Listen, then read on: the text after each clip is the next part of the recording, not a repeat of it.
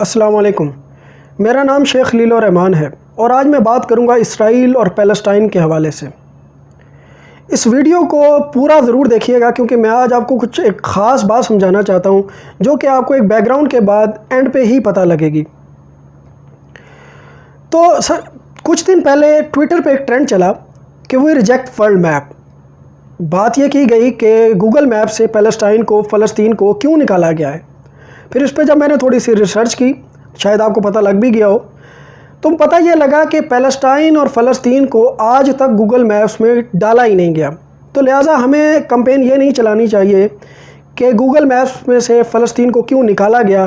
ہمیں کمپین یہ چلانی چاہیے کہ آج تک فلسطین کو، پیلسٹائن کو گوگل میپس میں کیوں نہیں ڈالا گیا۔ آخر ایسی کیا وجہ ہے کہ ویسٹرن ورلڈ گھبراتی ہے پیلسٹائن کو گوگل میپس میں ڈالنے سے۔ اس کے بعد ایز اے پاکستانی ہمیں پتہ ہونا چاہیے کہ اسرائیل کا پاکستان جو ہے وہ اسرائیل کو کیا سمجھتا ہے۔ تو سب سے پہلے آپ عمران خان صاحب کی ایک یہ ویڈیو دیکھ لیجئے، اس کے بعد میں آتا ہوں اپنی بات پہ۔ Next questioner, there's been talk about Pakistan forming relations with Israel, and we know the winds of change are blowing through the Middle East. Is this in the cards and why? I'm afraid I don't know where this has come from. It's not. Pakistan has a very straightforward position, and it was a founder of Pakistan, Quaid-e-Azam, Muhammad Ali Jinnah, who was very clear that, there has to be a just settlement, a homeland for Palestinians before Pakistan can recognize Israel.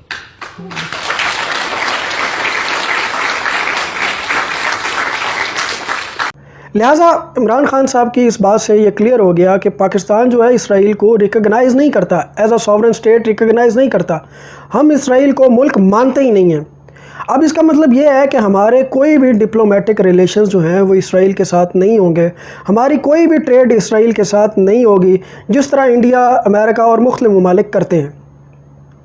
اب اس کے بعد بات یہ کرتے ہیں کہ UN جو ہے، جو اس دنیا کا اس وقت سب سے بڑا ادارہ ہے، جو یہ دعویٰ کرتا ہے کہ ہم پوری دنیا کے اندر امن کے لیے کام کر رہے ہیں، پیس کے لیے کام کر رہے ہیں، وہ اسرائیل پہ آج تک کیا کر سکا ہے، مسلمانوں کے لیے آج تک کیا کر سکا ہے۔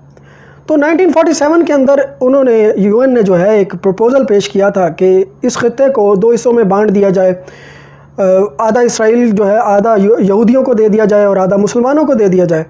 لیکن اس وقت یہودیوں نے اس بات کو ایکسیپٹ کر لیا تھا اور مسلمانوں نے اس بات کو ایکسیپٹ نہیں کیا تھا، تو یہ صرف پروپوزل رہ گئی، اس کی کوئی پریکٹیکل امپلیمنٹیشن نہیں ہوئی۔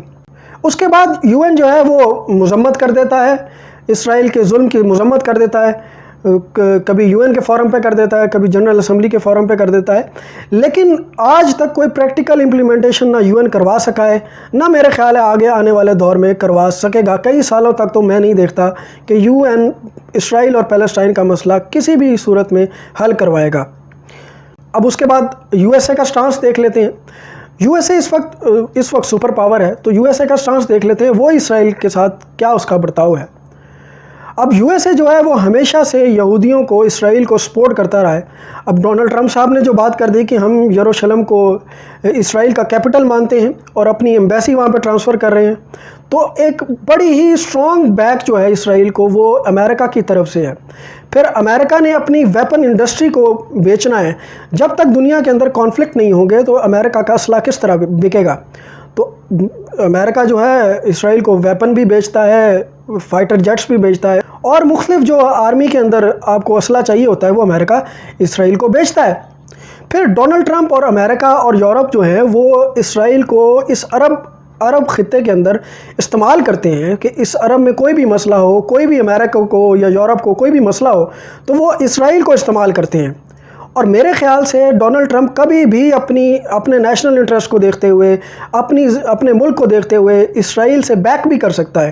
اگر ڈونلڈ ٹرمپ کو یہ لگے گا کہ اسرائیل جو ہے اب ان کو اتنی مدد وہاں پہ نہیں دے رہا عرب اسٹیٹ میں، تو وہ اپنی ساری پالیسی سے واپس بھی ہٹ سکتا ہے، اپنی ایمبیسی واپس بھی ہٹا سکتا ہے، اپنی ساری جو ٹریڈ ہے وہ ختم بھی کر سکتا ہے۔ پھر آپ اگر جو ہے اسرائیل کے الائز کو دیکھ لیں تو اسرائیل کے الائز جو بڑے بڑے الائز ہیں ان میں ایک انڈیا ہے، یورپ میں پھر برٹن ہے، پھر آپ کا امریکہ، یہ بڑے بڑے جو ہے نا اسرائیل کے الائز ہیں جو ہمیشہ سے اسرائیل کو سپورٹ کرتے آ رہے ہیں اور آگے بھی سپورٹ کرتے آئیں گے۔ اب جو خاص بات میں آپ کو سمجھانا چاہتا ہوں کہ اس دنیا میں ہو کیا رہا ہے، میں دو چیزوں کو لنک کرنا چاہوں گا آج. کشمیر اور پیلسٹائن کو آج میں لنک کرنا چاہوں گا. یہاں دونوں ممالک کے اندر نمبر گیم چل رہی ہے، نمبر گیم. جس طرح کشمیر کے اندر ہندوتوا آئیڈیالوجی پروموٹ کی جا رہی ہے، RSS آئیڈیالوجی پروموٹ کی جا رہی ہے، مسلمانوں کو کشمیر سے نکالا جا رہا ہے. جس طرح کہ مودی نے 370 آرٹیکل جو ہے اس کو ایبروگیٹ کیا، ختم کیا، اور یہاں پہ ہندوؤں کی پاپولیشن بڑھا رہا ہے تاکہ اسی UN کی ریزولوشن کو پاس کیا جائے اور رائٹ آف سیلف ڈٹرمنیشن دیا جائے لوگوں کو، اور وہ خیر آگے آ کے ووٹ کریں، اور جو ہندو پاپولیشن اتنی بڑھ جائے کہ یہاں پہ مسلمانوں کی پھر رائے کی کوئی قدر رہ ہی نہ جائے. اسی طرح پیلسٹائن میں بھی ہو رہا ہے. پیلسٹائن کے اندر بھی پہلے تو یہودی بہت کم ہوتے تھے، پھر یہاں پہ یہودی آنا شروع ہوئے، انہوں نے فلسطینیوں سے زمینیں خریدنا شروع کیں. اب آہستہ آہستہ آہستہ جو ہے نا، یہ جو ہے اسرائیل اس کو صرف یہودیوں کی اسٹیٹ بنانے کی کوشش کی جا رہی ہے. یہاں پہ یہودیوں کی اتنی زیادہ پاپولیشن ہو جائے کہ مسلمان عالمی اداروں کے سامنے کچھ کہہ ہی نہ سکیں. وہ بعد میں یہی کہیں کہ یہاں پہ تو بستے ہی جوئز ہیں، یہاں تو بستے ہی جو ہیں وہ یہودی ہیں، تو ہم ان کی مرضی کے مطابق کام کریں گے. تو یہ ایک انٹرنیشنل ایک پروپیگنڈا ہے، یہ ہمیں سمجھنے کی ضرورت ہے. ایز اے مسلم ہمیں یہ سمجھنے کی ضرورت ہے. پاکستان اسرائیل کو جو ہے وہ ریکگنائز نہیں کرتا، یہ تو ٹھیک ہے، لیکن اس کے ساتھ ساتھ پاکستان کو یہ چاہیے کہ وہ سارے جو ہیں وہ اسلامی ممالک ہیں ان کو اکٹھا کرے، یونائٹ کرے. OIC کو صرف جو ہے نا وہ صرف باتوں کی حد تک نہ رکھا جائے، کوئی پریکٹیکل امپلیمنٹیشن کی جائے. ترکی کو، ملیشیا کو اور مختلف جو اسلامی ممالک ہیں ان کو اکٹھا کر کے ایک پریکٹیکل امپلیمنٹیشن ہونی چاہیے. صرف باتوں کی حد تک نہیں، باتوں کی حد تک بہت سے لوگ کرتے ہیں، میں بھی کر سکتا ہوں، اور ابھی بھی میں بات ہی کر رہا ہوں. خیر میں امپلیمنٹیشن تو نہیں کروا سکتا، لیکن میری سب سے گزارش یہ ہے کہ سارے ممالک، اسلامی ممالک کو چاہیے کہ وہ اکٹھا ہو جائیں اور پھر بات کریں مسلمانوں کے حق میں، اور مسلمانوں کی جو ہے بقا کے لیے بات کریں، اور جو بھی ظلم ہو رہا ہے مسلمانوں پہ اس پہ کوئی پریکٹیکل امپلیمنٹیشن ہو. تو خیر میری آپ سب سے یہی گزارش تھی کہ اس بات کو ذرا غور سے سوچیں کہ کشمیر اور پیلسٹائن میں ہو کیا رہا ہے. ہم مسلم ایز اے مسلم امہ کدھر جا رہے ہیں؟ پھر ہم کوئی جیوز جو ہیں، کوئی جو یہودی ہیں، وہ کوئی ہمارے سے کوئی بہت زیادہ ٹیلنٹڈ نہیں ہیں.